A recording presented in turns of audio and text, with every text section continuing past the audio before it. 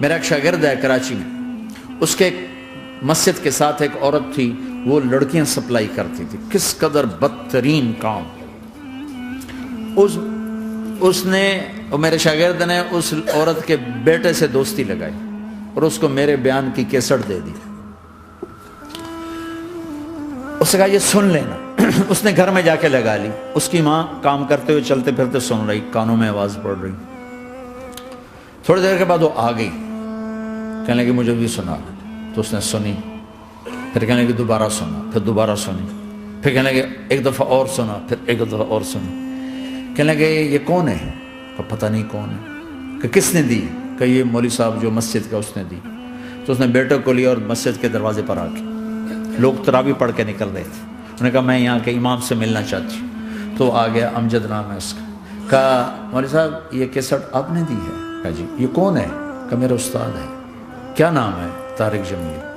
کہ اس نے کہا ہے کہ جتنے بھی گناہ کرو توبہ کرو تو قبول ہو جاتی ہے، تو میری توبہ قبول ہو سکتی ہے؟ تمہیں تو پتہ میں کیا کرتی ہوں۔ کہاں بی بی توبہ تو سب کی قبول ہے۔ کہ اچھا پھر میں تمہیں گواہ بناتی ہوں، میری توبہ، میری توبہ۔ اور اگلے دن مسجد میں آنا شروع کر دی تراویح میں، اور دعا کرے یا اللہ اگر میری توبہ قبول ہے تو مجھے اٹھا لے، اگر میری توبہ قبول ہے تو مجھے اٹھا لے، اگر میری توبہ قبول ہے تو۔ زور زور سے دعا کرتی، عورتوں کے اس میں جدھر عورتیں نماز پڑھتی تھی۔ 29 کی رات سجدے میں اللہ نے اس کو موت دے دی۔ ساری زندگی لڑکیاں سپلائی کی اور موت آئی رابعہ بصری جیسے۔ توبہ ایسی چیز، اے اللہ میری توبہ قبول ہے تو مجھے اٹھا لے۔ 29 کی رات سجدے میں اللہ نے اس کی روح کو قبض کیا۔ تو میرے بھائیوں بہنوں، جتنا مجمع آپ موجود ہو، جتنا اس کے ذریعے سے سن رہا ہے، آج توبہ کر لو۔ پتہ نہیں نہ جانے بلا لے پیا کس گھڑی، پتہ نہیں رب کا بلاوا کب آ جائے، تو ہم توبہ کر اور اپنے مالک کو راضی کر۔ تو نیت کرتے ہو میرے ساتھ؟ سارے کرتے ہو نا؟ تو کہو یا اللہ میری توبہ، پھر کہو یا اللہ میری توبہ، پھر کہو یا اللہ میری توبہ۔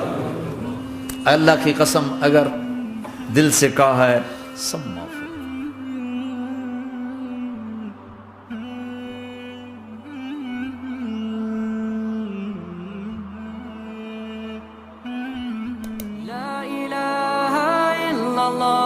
محمد رسول الله عليه صلاة الله وآله والأحبة لا إله إلا الله محمد رسول الله عليه صلاة الله وآله والآحبة